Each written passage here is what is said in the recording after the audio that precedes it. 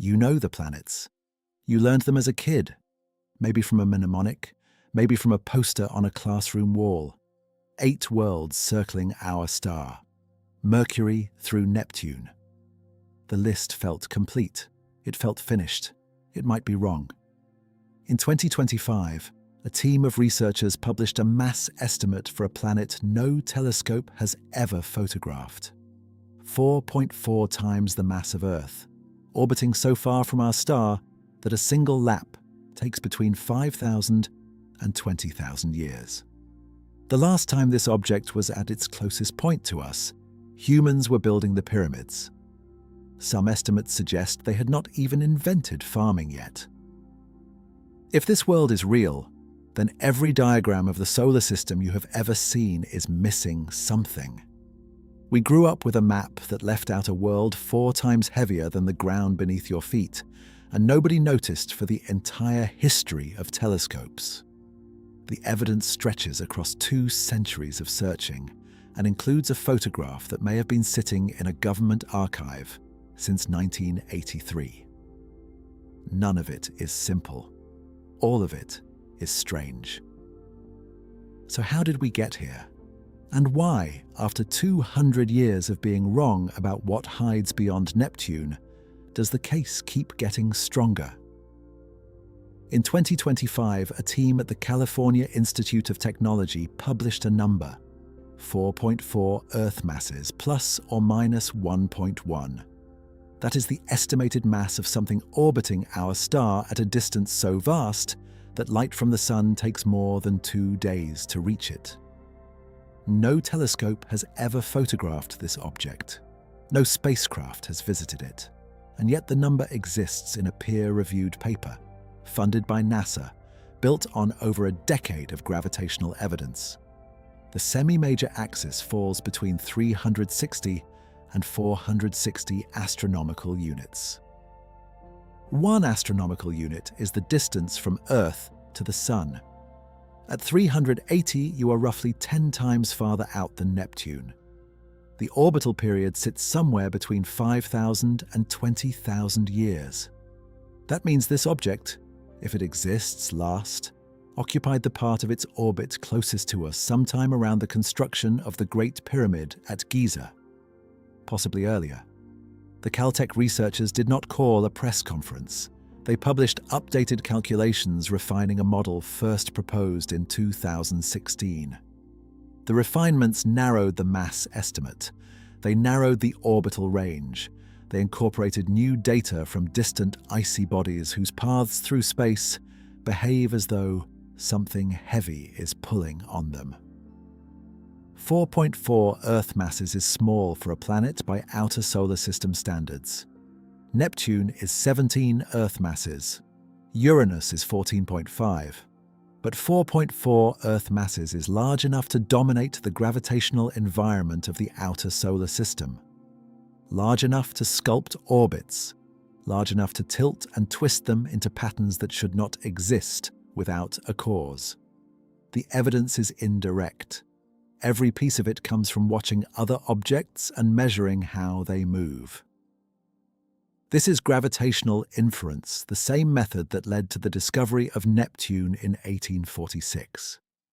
Astronomers noticed that Uranus was not where it should be. They calculated where an unseen planet would need to sit to produce the observed deviations. They pointed a telescope at that location. Neptune was there. The Planet 9 hypothesis follows the same logic. Distant objects beyond Neptune cluster in ways that probability alone cannot explain. Their orbits share orientations. Their tilts align. The simplest explanation for these alignments is a single, massive body orbiting far from our star, slowly herding everything around it into formation over millions of years. The Caltech team has spent years building this case. Konstantin Batygin, a theoretical astrophysicist, handles the orbital mechanics. Mike Brown, an observational astronomer, handles the search. Together, they have published multiple papers refining the predicted mass, orbit, and sky position of this unseen world. The scientific community is listening. Survey telescopes are dedicating observation time to the search. The Vera Rubin Observatory in Chile, now beginning full operations, will scan the southern sky with enough depth and precision to spot a planet at 400 astronomical units. If it is there, it will be found. The history of this search, however, stretches back more than a century. It is a history full of false starts, miscalculations, and one spectacular coincidence that confused the entire field for 76 years. The current hypothesis is built on better data and better math than any previous version. But better does not mean certain. This is the story of that search. The mistakes and the arguments and the evidence that keeps accumulating, despite every effort to explain it away. Percival Lowell was born in 1855 to one of the wealthiest families in Boston. His brother Abbott Lawrence Lowell became president of Harvard. His sister Amy became a poet who won the Pulitzer Prize posthumously. Lowell became obsessed with Mars. In 1894, he built an observatory in Flagstaff, Arizona, at an elevation of over 7,000 feet, specifically to study the red planet. He was convinced that the dark lines Giovanni Schiaparelli had observed on the Martian surface were canals, engineered waterways, evidence of an intelligent civilization struggling to irrigate a dying world. He wrote 3 books about it. He gave public lectures that filled auditoriums. He drew elaborate maps of the canal networks, complete with intersection points he called oases. The scientific community was skeptical. Other astronomers with comparable telescopes could not see the canals. Some suspected the lines were optical illusions, created by the humanized tendency to connect discrete features into continuous patterns. Edward Barnard at the Lick Observatory, working with a larger telescope under better conditions, saw no canals at all. Lowell did not care. He was wealthy enough to fund his own research and famous enough to command public attention. By 1906, he had moved on to a new obsession. The orbit of Uranus contained irregularities that Neptune's gravitational influence alone could not fully explain. Lowell believed these residual perturbations pointed to another planet, a massive one, roughly 7 Earth masses orbiting far beyond Neptune in the cold darkness of the outer solar system. He called it Planet X. The X stood for unknown. Lowell spent the last decade of his life calculating where Planet X should be. He used the observed deviations in Uranus's orbit to work backward, estimating the mass and position of the hypothetical body. The mathematics was laborious. Every calculation had to be done by hand or with mechanical computing devices. He employed a team of human computers, mostly women, to perform the repetitive arithmetic. He published his predictions in 1915. Planet X, according to Lowell, should sit in the constellation Gemini with a mass comparable to Neptune. Findable with a sufficiently powerful telescope and a systematic photographic survey of the sky. Lowell died on November 12, 1916. He was 61. He never found Planet X. He never abandoned the idea of Martian canals either. He left behind an observatory, a fortune, and a set of predictions that his colleagues felt obligated to test. The Lowell Observatory continued the search after his death. Legal disputes over Lowell's estate consumed resources and attention for years. His widow contested the will. The observatory's funding became uncertain, but the staff kept looking. They photographed sections of sky near Lowell's predicted position. They compared plates taken weeks apart, looking for any point of light that had moved against the background stars. A moving dot would mean a nearby object. A nearby object in roughly the right position would mean Lowell was right. The search dragged on through the 1920s, with no result. By that point, most professional astronomers had lost interest. The perturbations in Uranus's orbit were small. The predicted planet was presumably faint, and Lowell's reputation, tarnished by the Canal debacle, made the entire enterprise feel slightly disreputable. The observatory needed a breakthrough. What it got instead was a 24-year-old from Kansas with no college degree and a homemade telescope.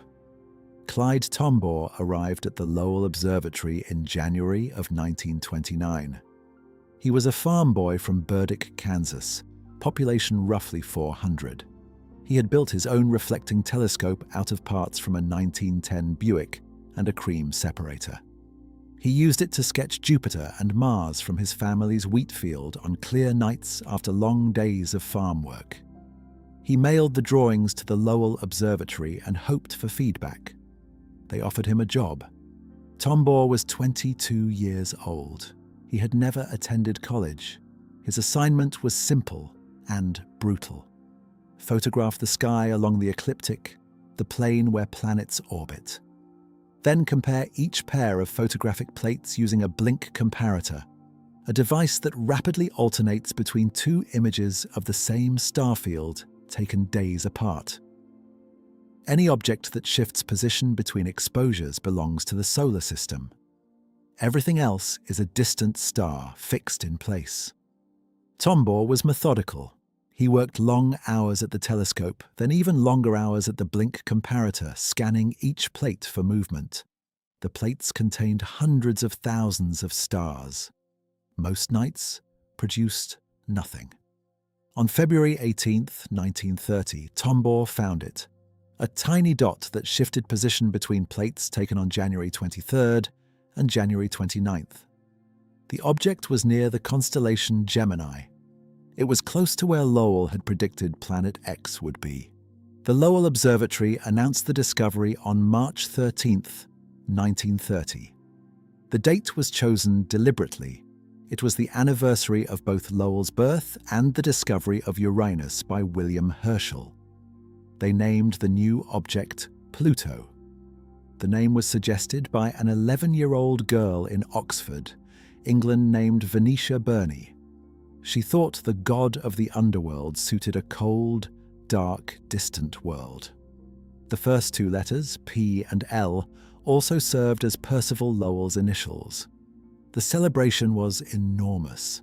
Newspapers ran front-page stories. Lowell's prediction, it seemed, had been vindicated. Planet X had been found. There was a problem. Pluto was tiny. Initial estimates placed its mass at roughly 1 Earth mass. That was already suspiciously small for a planet supposedly tugging on Uranus. Over the following decades, the estimate kept shrinking. By the 1950s, it was down to 1/10 of an Earth mass. By the 1970s, closer to 100th. In 1978, James Christie at the United States Naval Observatory discovered that Pluto had a moon. He named it Charon. The moon's orbit allowed a precise calculation of Pluto's mass.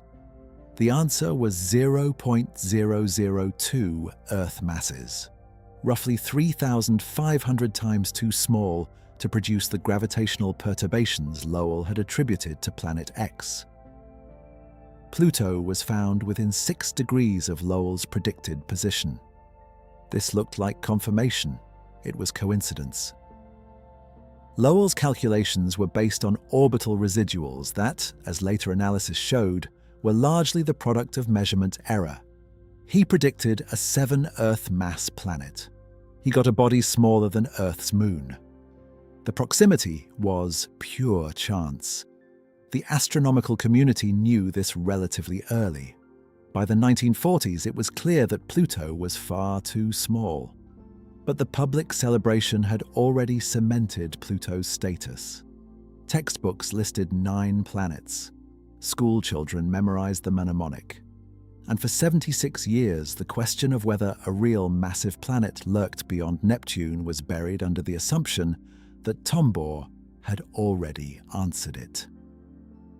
In August of 1989, Voyager 2 flew past Neptune. The spacecraft had launched 12 years earlier from Cape Canaveral and had already visited Jupiter, Saturn, and Uranus on a grand tour made possible by a rare planetary alignment that occurs once every 175 years. Neptune was its final target. Voyager 2 passed within 3,000 miles of Neptune's cloud tops on August 25th. It measured the planet's magnetic field.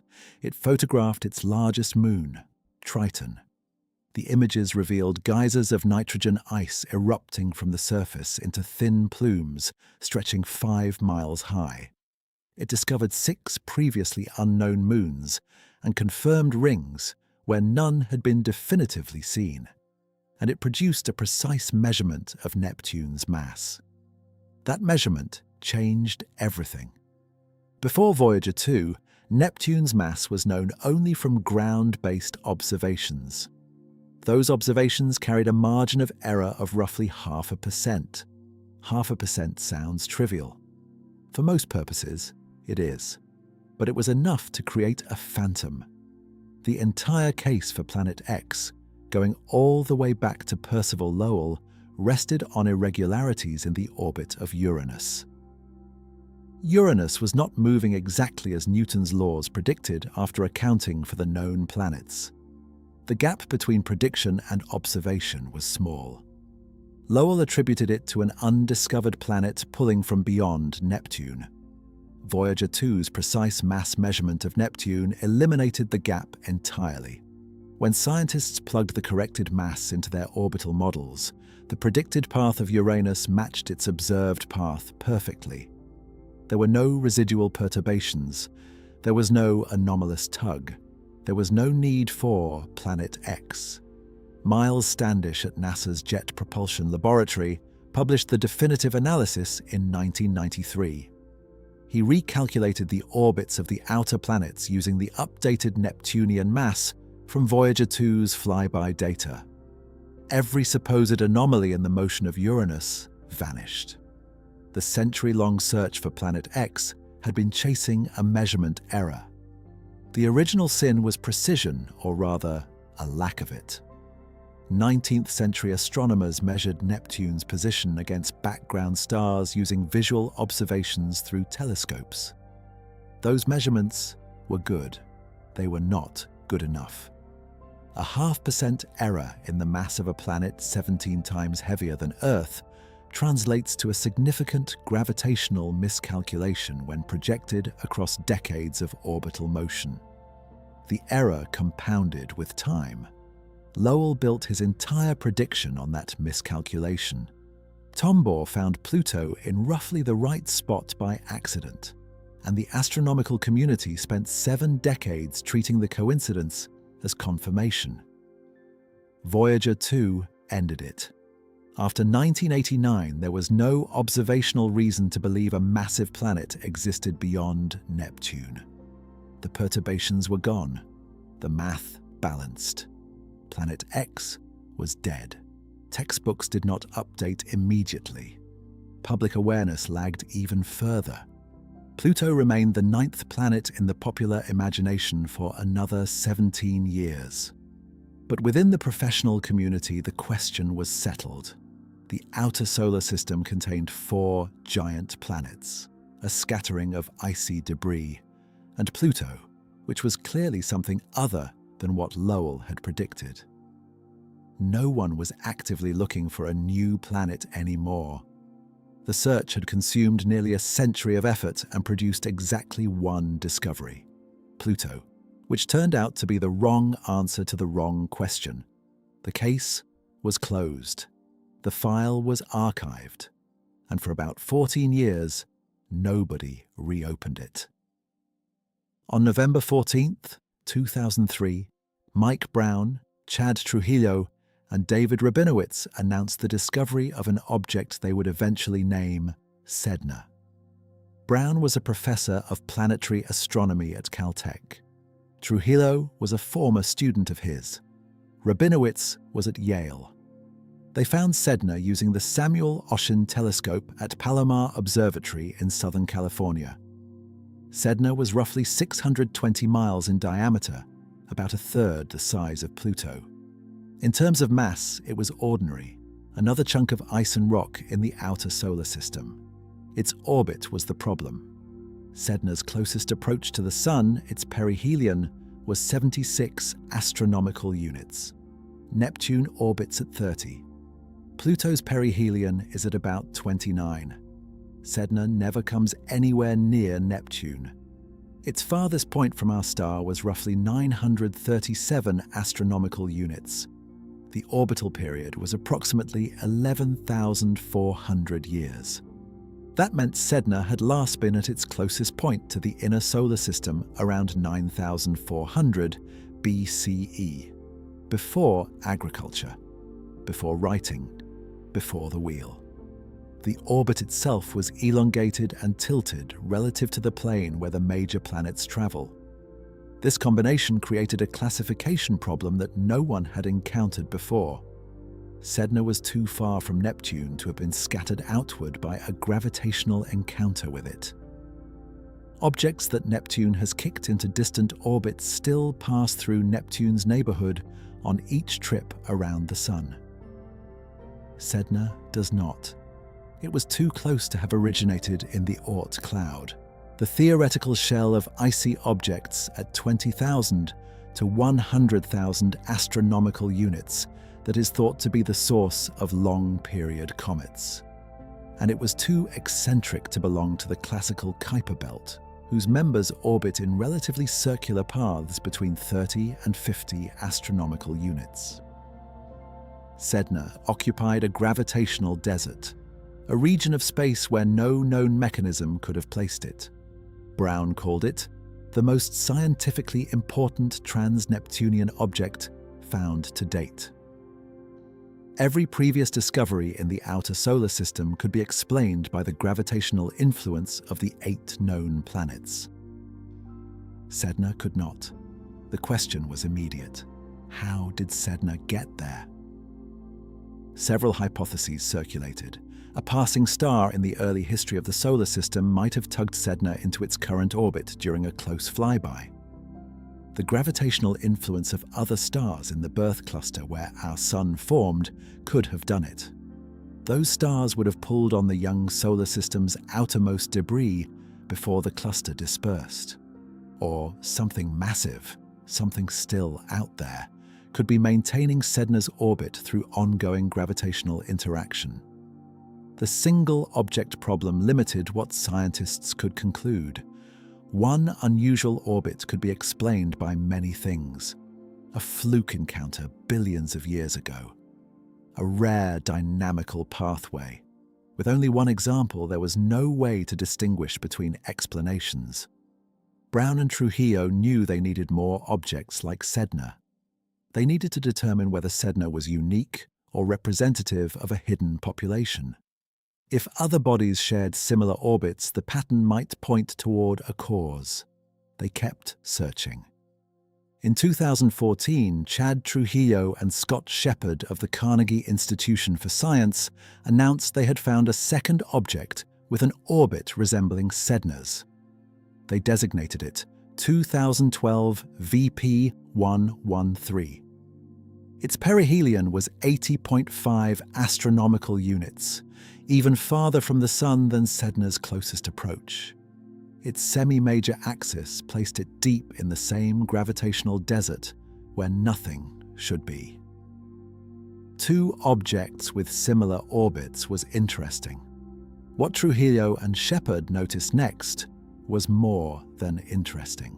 They plotted the orbital parameters of 2012 VP113 alongside Sedna and 4 other extreme trans-Neptunian objects. These were bodies with semi-major axes greater than 150 astronomical units and perihelia beyond Neptune's orbit. 6 objects in total. All 6 shared a peculiar property. Their arguments of perihelion, a technical parameter describing the orientation of the closest approach point relative to the orbital plane, clustered near 0 degrees.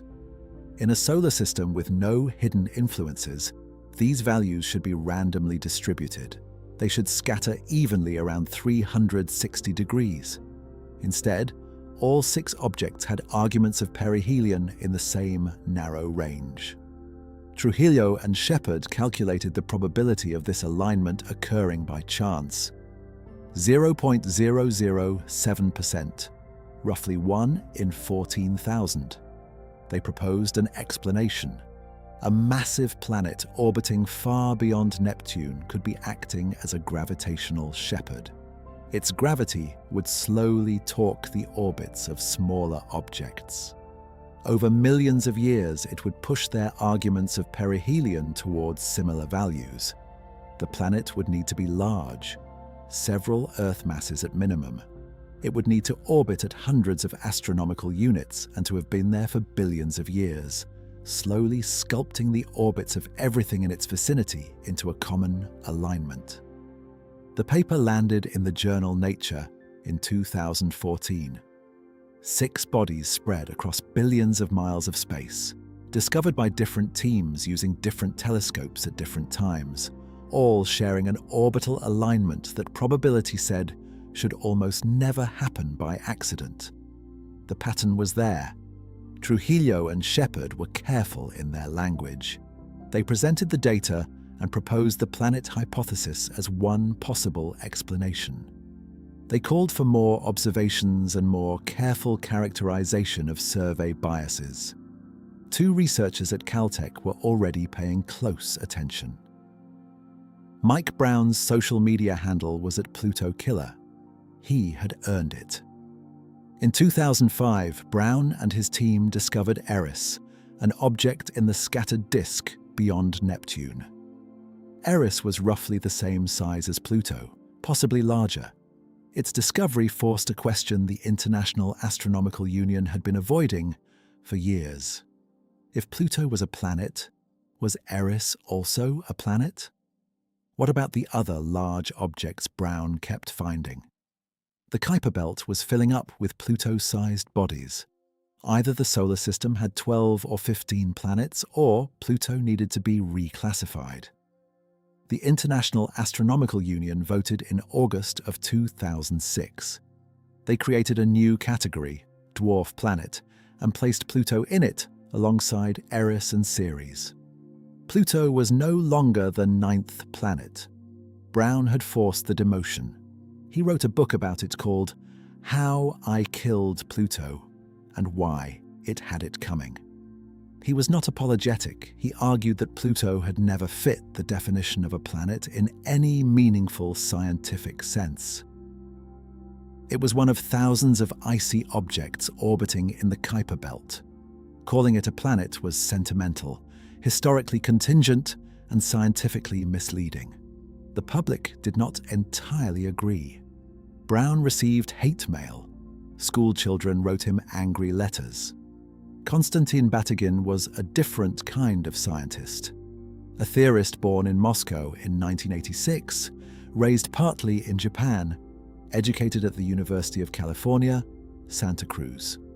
He arrived at Caltech as a postdoctoral researcher and stayed.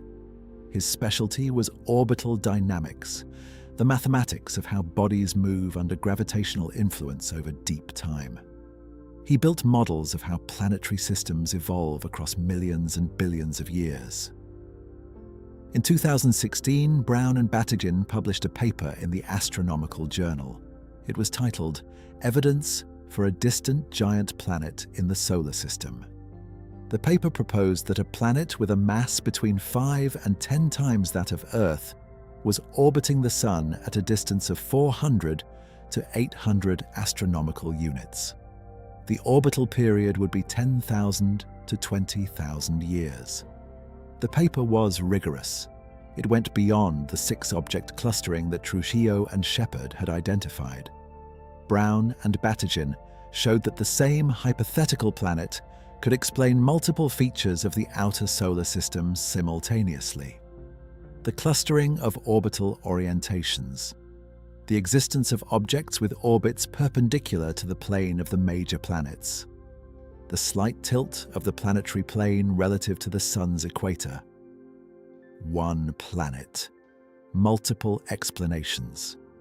The man who had killed the 9th planet was now proposing a replacement.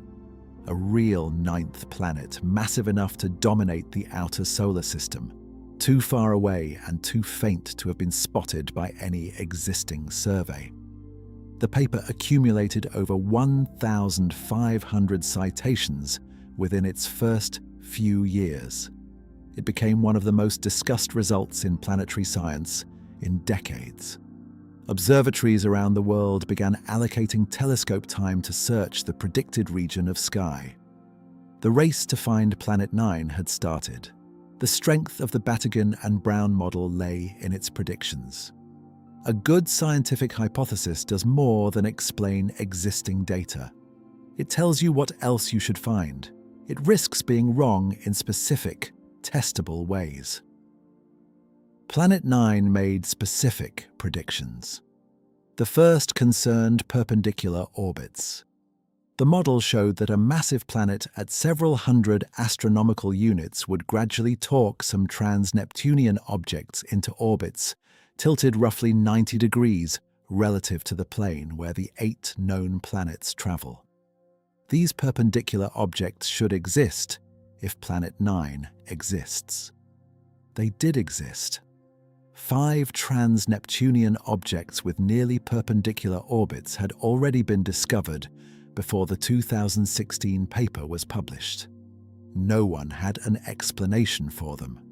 The Planet 9 model provided one without being tuned to fit. The perpendicular orbits fell out of the mathematics naturally. Batygin and Brown had not designed their model to produce this result. They were simulating the long-term evolution of trans-Neptunian orbits in the presence of a distant, massive body.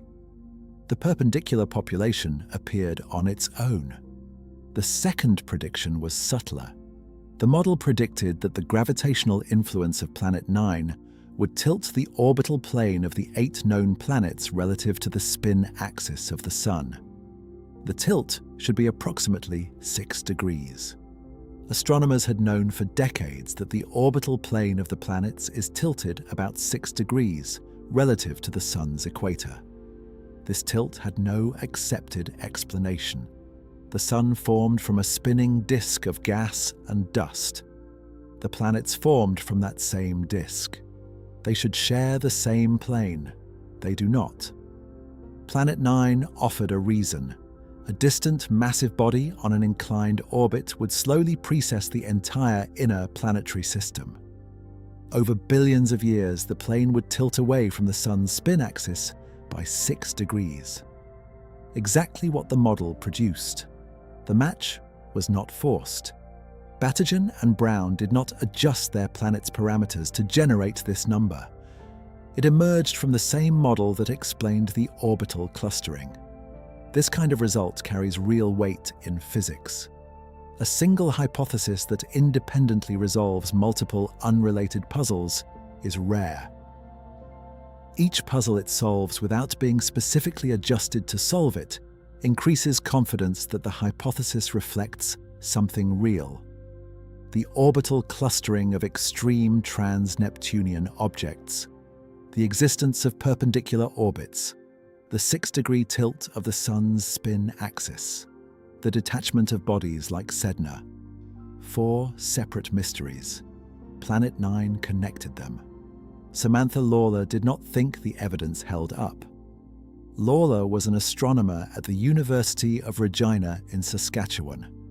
She worked on the Outer Solar System Origin Survey, known by its acronym OSSOS. The survey used the Canada-France-Hawaii telescope on Mauna Kea to systematically map trans-Neptunian objects. It was designed from the start to account for observational bias.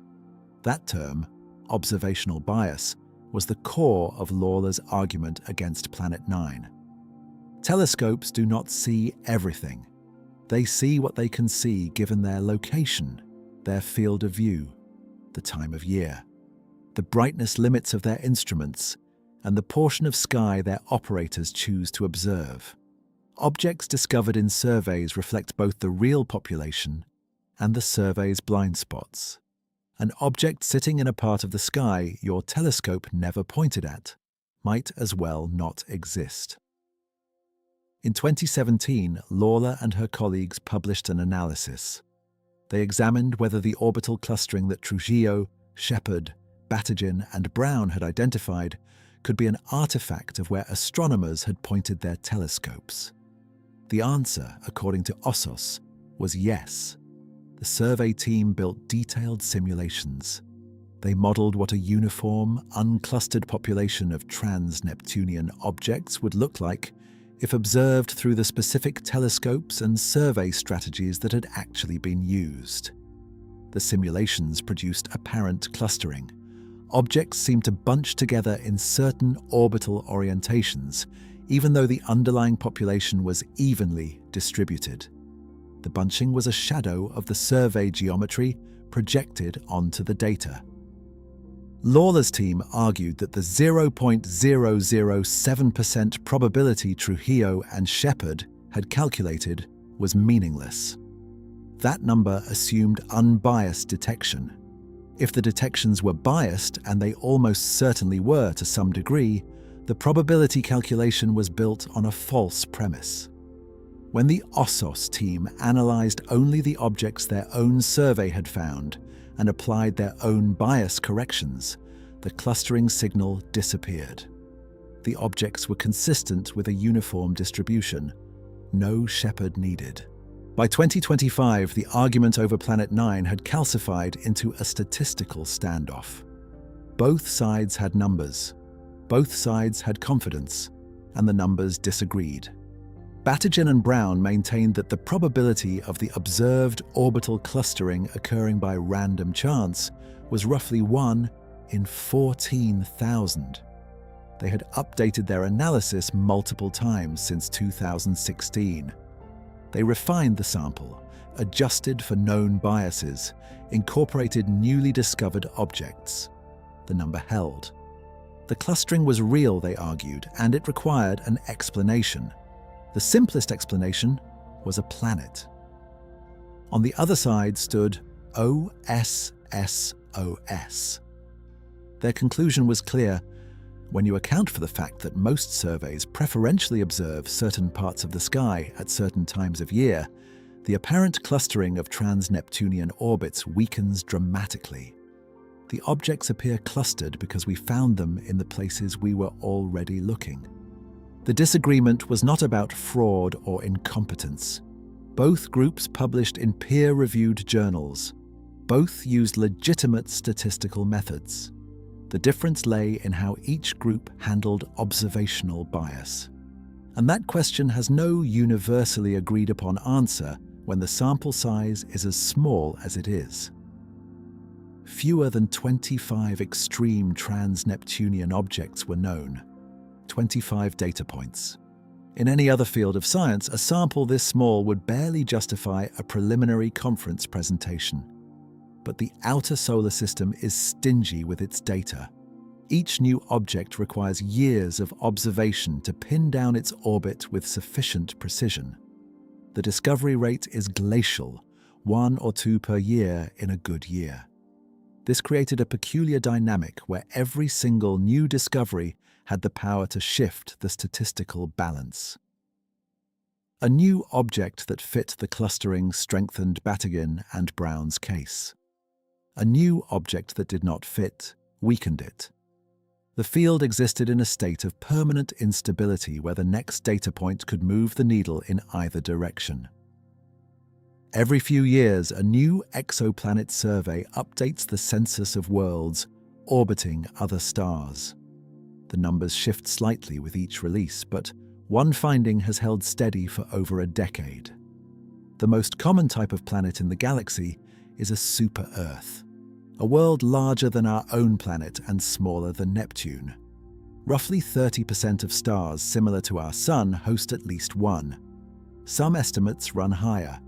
They appear in tight orbits and wide ones, around red dwarfs, and around stars nearly identical to our own. Super-Earths are everywhere. Our solar system does not have one. Between the rocky inner planets and the ice giants, there is nothing. Earth sits at one end of the mass spectrum for solid worlds. Neptune sits at the other. The gap between them spans a factor of 17 in mass. In most planetary systems observed by the Kepler telescope, that gap is filled often by multiple planets. The absence in our own neighborhood is statistically strange. Planet 9 would fix this. At 4 to 5 times Earth's mass, it falls squarely in the super-Earth category. Its existence would mean that our solar system formed the same type of planet that every other system seems to produce. We just ended up with ours in an unusual location, flung to the outer reaches by a gravitational interaction with Jupiter or Saturn during the chaotic first 100 million years. The alternative is that our solar system genuinely lacks this type of world, that whatever process builds super-Earths in other systems did not operate here, or operated differently.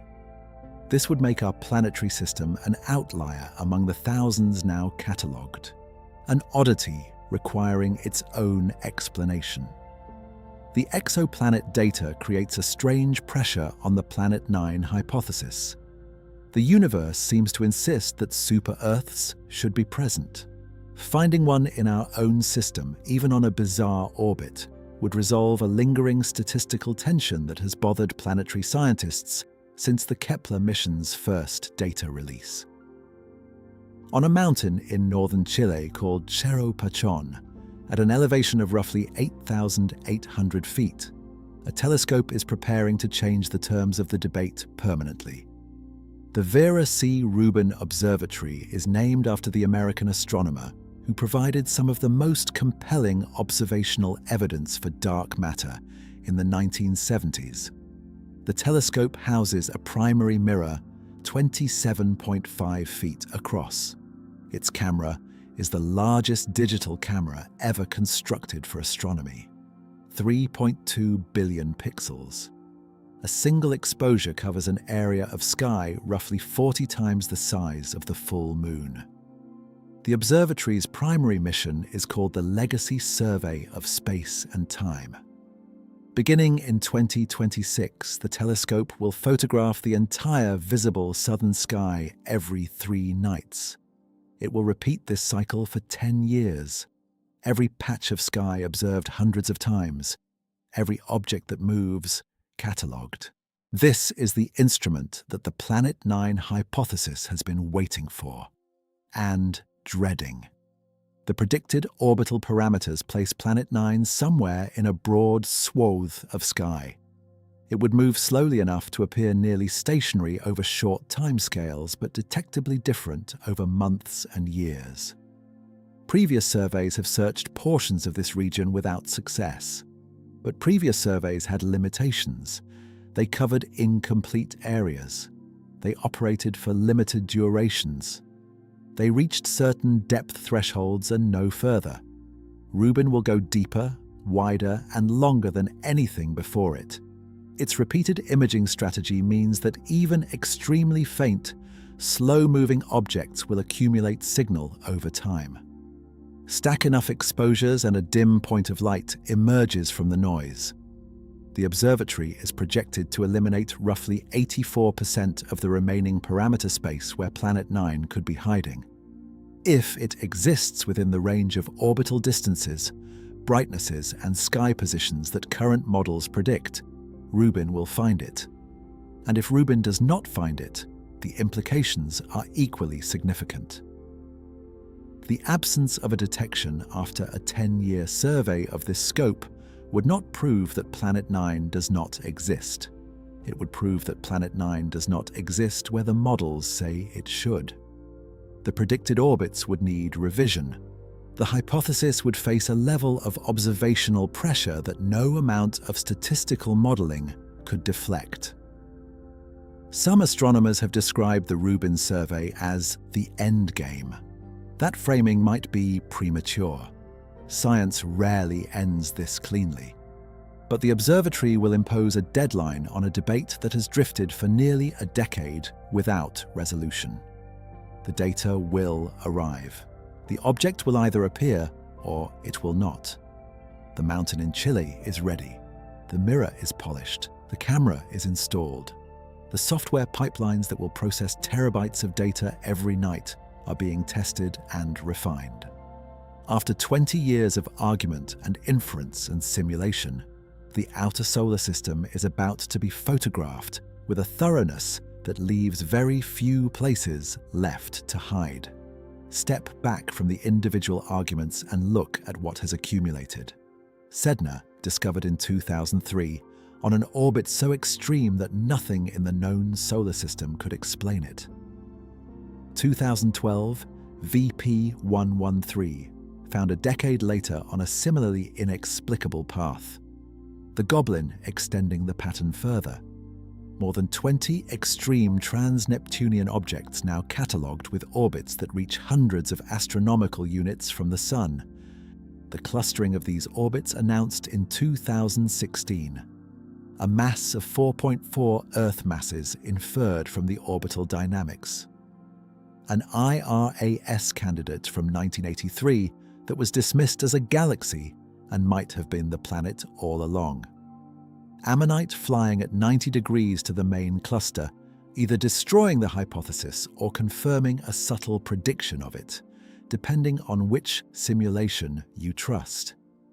A primordial black hole hypothesis that is physically possible and almost impossible to test. A modified gravity explanation that removes the need for any object at all. And the Vera Rubin Observatory now surveying the sky with a sensitivity none of its predecessors could match. This is not a case with too little evidence. It is a case with too much.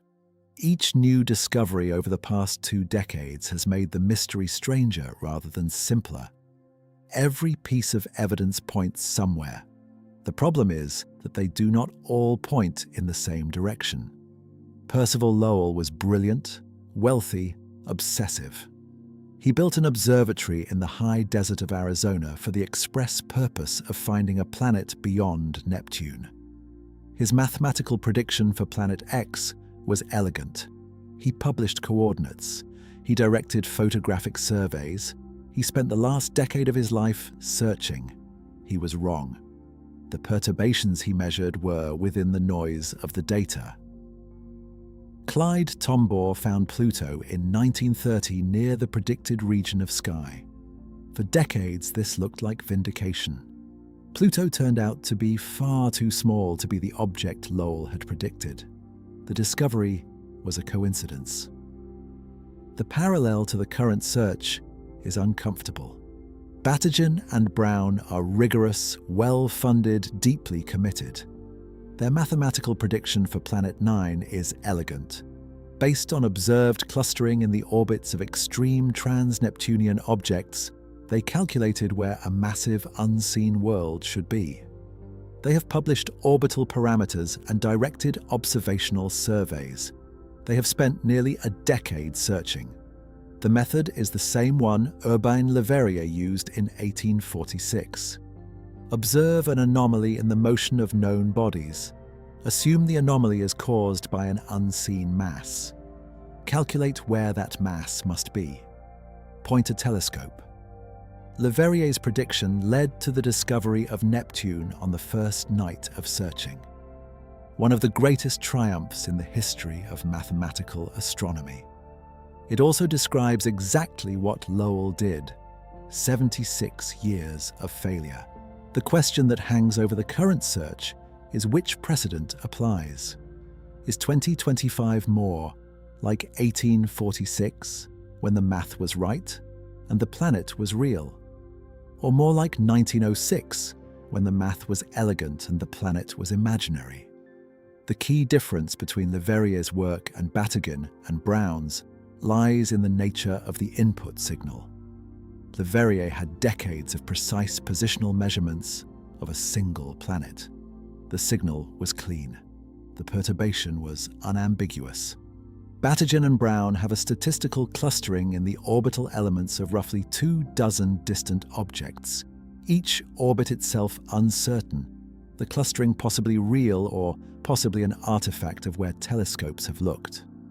The quality of the input data determines whether the mathematical framework produces truth or illusion, and whether the data supporting Planet 9 meets that standard is the question that no amount of historical comparison can answer. Only a telescope pointed at the right patch of sky will settle it. 84% of the possible parameter space for Planet 9 has been ruled out. But this framing misunderstands how the search works.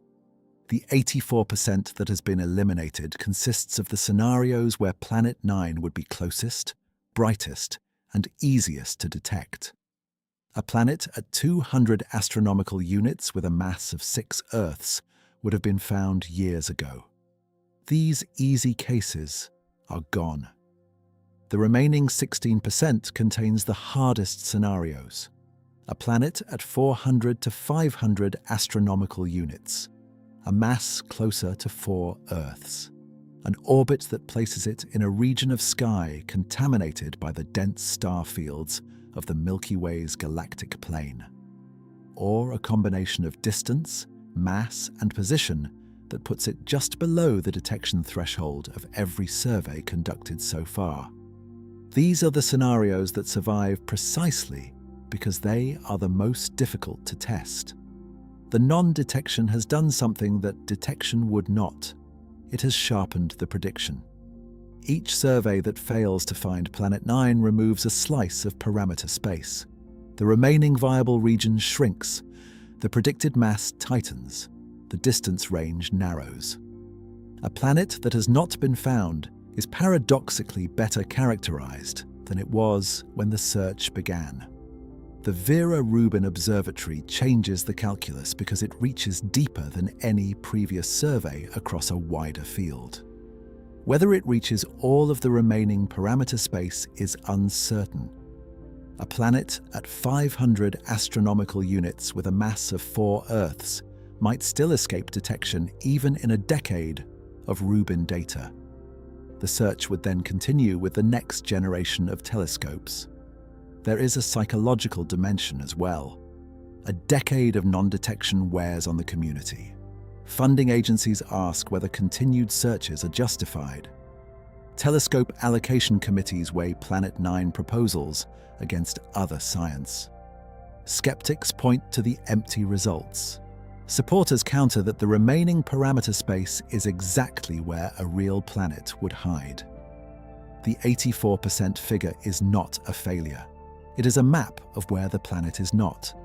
And that map, through elimination, points increasingly toward where it might be. The most distant, faintest, most difficult corner of the search space. Exactly the place where a planet could have hidden for the entire history of telescopic astronomy without anyone noticing. We have visited every known planet in the solar system. Spacecraft have orbited Mercury, Venus, Mars, Jupiter, and Saturn. Probes have flown past Uranus and Neptune. We have landed on a comet, touched the surface of an asteroid, and returned samples to Earth. Photographed the nitrogen glaciers on Pluto from a distance of 7,000 miles. And yet, a planet 4 times the mass of Earth might be orbiting our star right now, completing a single lap every 10,000 to 20,000 years. Massive enough to tilt the orbital plane of the entire outer solar system by 6 degrees. Massive enough to shepherd 24 smaller objects into aligned orbits. Massive enough to qualify as the 5th largest planet in the solar system, and we have no idea where it is, or whether it exists at all. The problem is distance. Beyond 100 astronomical units, the solar system is unexplored territory. Voyager 1, the most distant human-made object, is about 163 astronomical units from the Sun after nearly 5 decades of travel. It has passed through that space without encountering anything. But Voyager's path is a single thread through an enormous volume. A planet at 400 astronomical units is faint because it is cold, and because the light it reflects from the Sun falls off with distance to the 4th power. Double the distance and the reflected light drops by a factor of 16.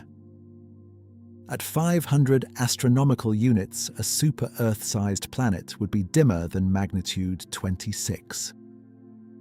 visible to the largest telescopes on Earth only with long exposures and careful image processing, lost in the noise of distant galaxies and detector artifacts. The outer solar system is not hiding this planet through any exotic mechanism. There is no cloaking device. The planet, if it exists, is simply too far away and too faint for the surveys conducted so far. The darkness of our ignorance is proportional to the fourth power of the distance. And the distance is very large. If Planet 9 is real, then every textbook diagram of the solar system published in the last 4 centuries is wrong. Every model that treated 8 planets as the complete inventory missed one. The 6-degree tilt of the solar plane that astronomers noted and never explained was a signpost that everyone walked past. For the entire history of telescopic astronomy, from Galileo forward, a world larger than Earth has been orbiting our star, and no one knew. If Planet 9 is not real, then 2 centuries of mathematical planet hunting have produced a pattern of failure interrupted by a single success. Leverrier found Neptune. Everyone since has found nothing. Each generation brought better math and better telescopes. Each generation was certain. The clustering in the extreme trans-Neptunian orbits would join the canals of Mars and the luminiferous ether as patterns that intelligent people were sure they saw, and that turned out to be artifacts of imperfect observation and eager interpretation. Either outcome unsettles the foundations. The Vera Rubin Observatory is surveying. Its data accumulates nightly. Somewhere in the growing archive, the answer either exists as a faint, moving point of light, or does not exist as a conspicuous absence. The IRAS candidate will be followed up with modern infrared telescopes pointed at its predicted 2025 position. Within months, it will be confirmed as a moving object or dismissed as a catalogue artifact. Ammonite's orbit will be refined with each new observation, and within a few years its inclination will be pinned down tightly enough to test whether the perpendicular population prediction was ever real. The tools exist. The observations are underway. The timeline is short by astronomical standards. 5 years, perhaps 10. But every generation of planet hunters has believed it was the one that would finally settle the question. Lowell believed it. Tombaugh believed it. The astronomers who searched for Planet X through the 1970s and 80s believed it. Certainty about an imminent answer has been the one constant in a search defined by its failure to deliver one. The 9th planet is the oldest open case in planetary science. The file has been active since 1846. It has survived the discovery of Neptune, the discovery and demotion of Pluto, the invention of digital surveys, and the cataloguing of thousands of worlds around other stars. The next telescope will be more sensitive. The sample will be larger. The statistical tests will be sharper. And the question will still be there, waiting at the edge of what we can see, just beyond the reach of the current generation's best instruments. The outer solar system is vast. It stretches from Neptune's orbit to the edge of the Sun's gravitational influence. A sphere roughly 2 light-years in diameter. We have surveyed a fraction of this volume, a thin slice near the ecliptic plane, a few narrow pencil beams in specific directions. The rest is dark and unknown, and possibly full of things we have not yet learned to look for. History suggests it will not be empty. Every time astronomers have declared the solar system complete, they have been wrong. William Herschel discovered Uranus in 1781, and for a brief period the solar system had 7 planets, and that seemed like enough. Then Neptune was found in 1846, predicted by mathematics, before it was seen through a telescope. Then Pluto in 1930. Then the Kuiper Belt in the 1990s, revealing thousands of icy bodies that nobody had imagined. Then Eris in 2005, larger than Pluto and completely unexpected. Each discovery forced a revision. Each revision revealed that the previous map was incomplete. The pattern is so consistent it has taken on the character of a rule. The solar system is always bigger and stranger and more populated than the current generation of astronomers believes. The catalogue is not the sky. And the assumption that we have found everything worth finding has been wrong every single time it has been tested.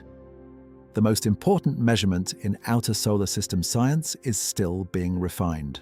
One telescope, night at a time. In 2006, a Brazilian astronomer named Rodney Gomes published a quiet paper in the journal IRAS. Gomes worked at the National Observatory in Rio de Janeiro. His specialty was orbital dynamics, the mathematics of how gravitational interactions shape the trajectories of solar system bodies over millions and billions of years. Gomes had been studying the scattered disk, the population of icy objects beyond Neptune that exist on highly elliptical orbits. These objects had been flung outward during the early era of planetary migration, when the giant planets were still settling into their current positions. Most of the scattered disk could be explained by the known planets, but a handful of objects, the ones on the most extreme orbits, resisted explanation. Their perihelia were too high, their orbits too detached. Something had lifted them away from Neptune's gravitational reach. Gomes proposed that a distant, massive planet could account for the anomalies. He estimated it at roughly Neptune's mass, orbiting at approximately 200 astronomical units from the Sun. The planet would interact gravitationally with scattered disk objects over millions of years, slowly raising their perihelia and detaching their orbits from the influence of the known giant planets.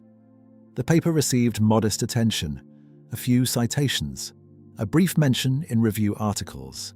Then it was largely forgotten. 10 years later, Batygin and Brown published their Planet 9 hypothesis to international fanfare.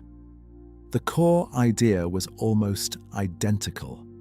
A massive planet in the distant solar system that shaped the orbits of extreme trans-Neptunian objects through long-term gravitational interaction.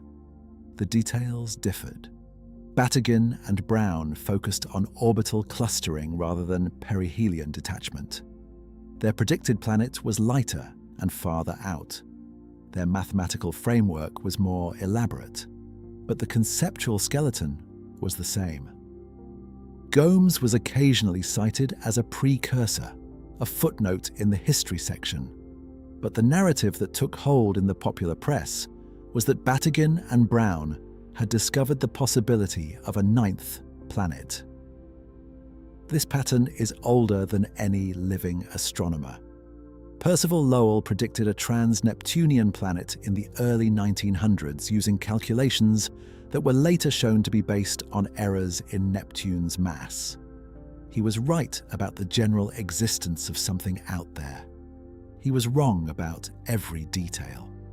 Clyde Tombaugh found Pluto in 1930 using Lowell's predictions. But Pluto turned out to be far too small to be what Lowell had predicted. The right answer found for the wrong reasons. The wrong object discovered in the right place. Gomes may have been the inverse, the right reasons, the right general framework, a decade too early. The field was not ready. The data was not dense enough. The statistical tools were not mature enough to make the case with the kind of force that commands attention. Science rewards not just the first person to see something, but the first person to make others see it. Gomes saw it. Batygin and Brown made the world look. The most interesting thing about the IRAS archive story is not what was found. It is what the finding reveals about the machinery of scientific progress and the places where that machinery stalls. The IRAS data has been publicly available since 1984. It is archived, it is downloadable, it has been hosted on NASA servers for over 4 decades. Any astronomer with a computer and a basic understanding of infrared catalog analysis could have performed the same cross-referencing. The technique of matching 2 all-sky infrared surveys taken at different epochs to look for objects that change position is not new. It is the kind of analysis that gets assigned as a graduate student exercise, not because it is trivial, but because the underlying method is well understood and the tools are accessible. Nobody tried for 41 years. The reason has less to do with technology or methodology and more to do with assumption. In 1989, Voyager 2 flew past Neptune and allowed astronomers to precisely measure the planet's mass. The updated mass resolved the orbital discrepancies that had motivated the search for Planet X since the late 19th century. There was no missing mass. There was no need for an additional planet. The case was closed. And when a case is closed, people stop investigating. The assumption of emptiness settled over the outer solar system like sediment. Textbooks were updated, funding priorities shifted. The search for a large distant planet was considered a historical curiosity, something that Lowell had obsessed over, something that serious modern astronomers had moved beyond. This assumption was never stated as a formal conclusion. Nobody published a paper titled, "There is definitely nothing else out there." It was more subtle than that, a collective turning of attention, a shared sense that the interesting questions lay elsewhere. In exoplanets, in dark energy, in the cosmic microwave background, the outer solar system was mapped, catalogued, and mentally filed away. The IRAS investigation reopened the file by ignoring the assumption. The researcher treated the data as data, without the interpretive layer that 4 decades of consensus had laid on top of it. The question was simple. Did anything move? And the data answered. If the candidate is confirmed, the lesson will be uncomfortable. Not because anyone made a mistake, but because the evidence was always there. It was not hidden by distance or faintness or technological limitation. It was hidden by the belief that there was nothing to find. That belief may have cost the field 40 years. There is a version of this story that does not end with 9. Some of the same dynamical models that predict a single hidden planet in the outer solar system also permit a second one. The idea has been explored in various forms since the mid-2000s. If the trans-Neptunian orbital clustering can be explained by one distant massive body, certain refinements of the data suggest that a single planet may not fully account for all the observed features. Specific objects have orbital characteristics that resist explanation even with Planet 9 included. Their inclinations are too steep. Their perihelia are too high or too low. Their orbital periods do not resonate with the predicted planet in the expected way. One proposed solution is a second hidden planet, informally called Planet 10, smaller than Planet 9. Perhaps 1 to 2 Earth masses, orbiting closer to the Sun, maybe 200 to 300 astronomical units out, in a different orbital plane. Its gravitational influence would be subtler. Its effect on the trans-Neptunian population would overlap with Planet 9's in some regions and diverge in others. The evidence for Planet 10 is thin, thinner than the evidence for Planet 9, which is itself contested. The models that produce a second planet tend to require specific assumptions about the initial conditions of the solar system. Change the starting parameters slightly and the need for a second body disappears. The statistical case is fragile and depends on a small number of objects whose orbits carry large uncertainties. But the idea persists because of a deeper pattern, a historical one. Every time astronomers have declared the solar system complete, they have been wrong. The pattern is so consistent that it has taken on the character of a rule. The solar system is always bigger and stranger and more populated than the current generation of astronomers believes. Planet 10 may be speculative. It may prove unnecessary when better data arrives. But its existence in the models is a reminder. The map is not the territory. The catalogue is not the sky. And the assumption that we have found everything worth finding has been wrong every single time it has been tested. The object that should have settled the argument did the opposite. 2017 OF201, the one they named Ammonite, orbits at roughly 90 degrees to every other extreme trans-Neptunian object in the sample. When the entire case for Planet 9 rests on orbital alignment, a body flying perpendicular to that alignment looks like a problem. And it is. The question is, what kind of problem? Some researchers saw Ammonite as the death blow. If a massive unseen planet were herding these distant objects into a shared orbital plane, then a body at 90 degrees to that plane should not exist. Others looked at the same orbit and reached the opposite conclusion.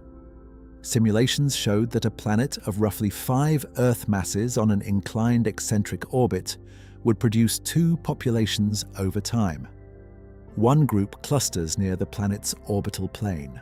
The other gets kicked into perpendicular orientations through the Kozai-Lidov mechanism, a gravitational interaction that unfolds over hundreds of millions of years. The perpendicular population is smaller, harder to detect, but it should exist. Ammonite, in this reading, is evidence for Planet 9. The very object that looks like a counterexample becomes a prediction fulfilled. The trouble is that Ammonite's orbit was observed over a short arc, a handful of detections spread across a few years. From that limited data, astronomers extrapolated an orbital period of thousands of years and an inclination that places it squarely in the perpendicular group. But short arcs produce uncertain orbits. A few more years of observation could shift the calculated path by tens of degrees. The inclination could drop. The object that currently sits at 90 degrees might, with better data, slide towards 60 or 110. Each possibility tells a different story about whether Planet 9 is real. This is the frustrating core of the entire debate compressed into a single, icy body. The most important object in the sample is the least well measured. Every simulation that includes Ammonite treats its orbit as roughly known. Every statistical test assigns it a position that could be wrong by a wide margin. And because the sample of extreme trans-Neptunian objects is so small, each individual member carries enormous weight. Moving one object reshapes the whole distribution. Tracking programs continue to monitor Ammonite. Each new detection tightens the orbital solution by a fraction. By the late 2020s, the arc should be long enough to pin down the inclination within a few degrees. That measurement alone could flip the entire statistical case in either direction. A confirmed perpendicular orbit strengthens the Planet 9 model. An orbit that drifts back toward the main cluster weakens the perpendicular argument and returns the object to the aligned sample, boosting the clustering signal. For now, Ammonite sits in a kind of suspended state. It is simultaneously the strongest evidence for Planet 9 and the strongest evidence against it. The resolution depends on data that does not yet exist. Astronomers have spent nearly a decade arguing about an object whose orbit they cannot yet pin down. The most consequential measurement in outer solar system science is still being refined, one telescope night at a time. The case for Planet 9 was built from anomalies. Sedna should not have the orbit it has. The clustering of trans-Neptunian objects should not be as tight as it appears. The 6-degree tilt of the solar plane should not exist without a cause.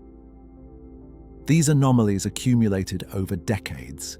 Each one was explained away individually, attributed to measurement error or observational bias, or the strangeness of small number statistics. But they kept accumulating, and the explanations kept requiring more and more special pleading to sustain. The power of the Batygin and Brown model was not that it predicted Planet 9 from scratch. It was that a single object, placed in a reasonable orbit at a reasonable distance with a reasonable mass, explained all the anomalies simultaneously without being tuned to fit any individual one. That is what physical reality looks like when it is real. The pieces fit because they are describing the same thing. The weakness of the model is that the anomalies are all indirect. None of them are a direct measurement of a planet. All of them are measurements of other things: trans-Neptunian object orbits, solar obliquity, the distribution of distant icy bodies, and the inference that a planet explains these measurements is only as strong as the measurements themselves. And the measurements themselves remain disputed. This is the frontier of science operating in real time, not the clean retrospective narrative of discovery that textbooks present. Not the moment when everything becomes clear, but the grinding, contentious, uncertain process of trying to figure out whether a signal is real when the data is sparse. The stakes are high, and intelligent people with good tools and good intentions are reaching opposite conclusions. The search continues. The data accumulates. The mountain in Chile is patient. And somewhere in the darkness beyond Neptune, something either is or is not waiting to be found. The answer is close. Or it has always been close, and the definition of close keeps moving forward. That is perhaps the truest thing that can be said about Planet 9. The case for its existence is more compelling than it has ever been. The evidence against it is also more sophisticated than it has ever been. The instruments capable of resolving the question have never been more powerful. And the question itself has never felt more urgent. You know the planets, or you thought you did. The map may still be missing something. Consider what the IRAS story means for science more broadly. The satellite launched in 1983. It surveyed the entire sky in infrared light for 10 months. It catalogued 350,000 sources. The data was made public. Hundreds of researchers accessed it over the following decades. Dozens of papers used it. It was a resource the community considered well-mined, and the planet that everyone was looking for might have been in it the whole time. Whether that story is true depends on data that does not yet exist. But the search for Planet 9 is not only a search for an object, it is a search for the history of how our solar system became what it is. Every constraint on Planet 9's mass and orbit is also a constraint on the dynamical processes that shaped the early planetary system. Every trans-Neptunian object whose orbit fits the predicted pattern is another record of a gravitational interaction that happened 4 billion years ago. The outer solar system is an archive, and Planet 9, if it exists, is one of the most important documents in it. The night sky has always been a record of history. The light from distant stars is old light. The positions of planets reflect gravitational influences accumulated over billions of years. Even the arrangement of craters on the Moon tells a story about bombardment events that ended before the first life appeared on Earth. Astronomy is, in a fundamental sense, the practice of reading the past from the present. Planet 9, if real, is a particularly vivid record. Its orbit would encode the conditions of the early solar system with a specificity that no smaller object could match. Its mass would constrain the energetics of the planetary migration that produced its current path. Its location in the sky would tell us which giant planet ejected it and in which direction, and, at what speed? Pinning down its orbit would be equivalent to recovering a lost chapter in the history of the solar system. A chapter that was never destroyed, just misfiled in the dark. The search has already changed how planetary scientists think about the outer solar system. Before Sedna, the region beyond Neptune was considered mostly empty, populated by Kuiper Belt objects and not much else. The discovery of Sedna, and then the clustering of extreme trans-Neptunian objects, revealed a hidden structure in that region that nobody had expected. Even if Planet 9 turns out not to exist, the search has already produced a new catalogue of distant objects, new constraints on the outer solar system's population, and new dynamical models that describe how distant bodies behave under gravitational influence.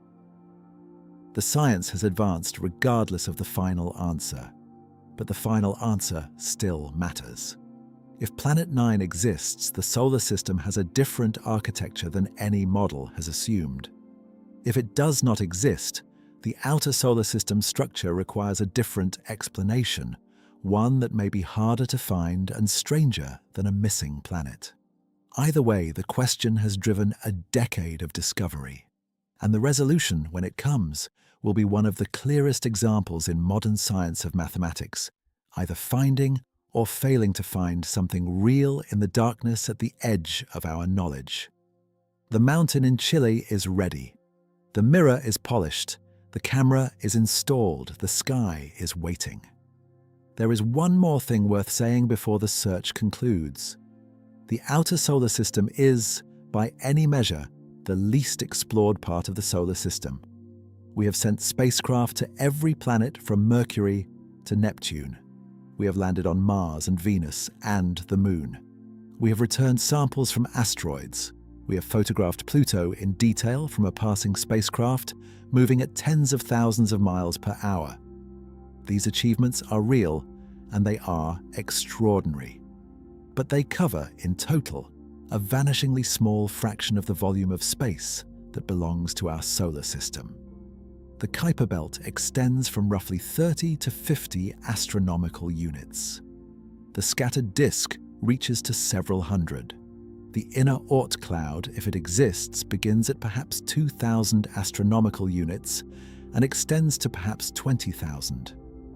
Beyond that, the outer Oort cloud reaches to roughly 100,000 astronomical units, where the Sun's gravitational hold on objects becomes comparable to the gravitational influence of passing stars. The solar system, properly defined, extends for nearly 2 light-years in every direction. We have explored a fraction of a percent of this volume. In that unexplored volume, anything could be waiting. A 5th planet. A primordial black hole. Populations of objects we have not yet imagined. The history of solar system exploration is a history of finding more than expected in every region that instruments were eventually capable of probing. The asteroid belt turned out to be more complex than anticipated. The Kuiper Belt turned out to be larger and more diverse. Every mission to the outer planets revealed moons and rings and atmospheric structures that had not been predicted. The pattern is consistent enough to treat as a principle. Look carefully at any region of the solar system, and you will find something surprising. The outer solar system, beyond 100 astronomical units, has never been looked at carefully. We have survey data from ground-based telescopes, data that covers portions of the ecliptic plane to limited depths. We have the IRAS catalogue, now being mined for candidates. We have the Vera Rubin Observatory coming online to survey the southern sky with unprecedented depth and cadence. But the full volume of space between 100 and 100,000 astronomical units from the Sun has never been systematically surveyed to any meaningful depth. It is the largest unexplored territory in the solar system. Planet 9, if it exists, is not hiding in that unexplored territory. It is predicted to be within a few hundred astronomical units, well within the reach of the Rubin survey. But the fact that it has remained undetected for so long is a reminder of how incomplete our knowledge of this region actually is. We have been looking at the outer solar system for 2 centuries with instruments of increasing power, and something 4 times the mass of Earth, if it is there, has remained invisible. That is a statement about the limits of our surveys, not about the limits of what the solar system contains. The Rubin Observatory will close 1 chapter.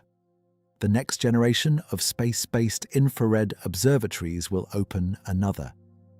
The Nancy Grace Roman Space Telescope, the successor to Spitzer, and a complement to the James Webb Space Telescope, will be capable of detecting faint, cold objects in the outer solar system with a sensitivity that no ground-based instrument can match. Future missions to the outer solar system, whether dedicated to the Kuiper Belt or to interstellar space, will characterize objects beyond Neptune with a precision that current surveys cannot approach. The search does not end with Rubin. It advances to a new level of capability. And somewhere in the cold and the dark, past the orbit of Neptune and the scattered disk and the inner Oort cloud, the solar system extends for distances that make the known planets feel like a tight cluster at the center of something vast. We have barely begun to explore it. The map has edges. And beyond those edges, the territory goes on. The question of whether a 9th planet exists is, in this context, a small question. A specific, testable, answerable question about one object at a particular distance with a particular mass. It is the kind of question that science was built to answer. And it will be answered. What lies beyond that answer is a larger question. What else is out there? What other structures, what other objects, what other surprises does the outer solar system hold in the 2 light years of space between Neptune and the nearest star? That question will not be answered in the next decade or the next century, but the search for Planet 9 is a step toward it. Every extreme trans-Neptunian object catalogued, every orbit measured, every anomaly explained or unexplained, builds a more complete picture of the outer solar system. The picture is still mostly blank, but it is becoming less blank every year. You know the planets. 8 worlds circling our star. The list felt complete. It felt finished. And now, at the edge of the furthest reaches of the solar system, something either is or is not waiting to be added to it. The answer is almost within reach. The instruments are running. The data is coming in. The night is long and cold and full of things we have not found yet.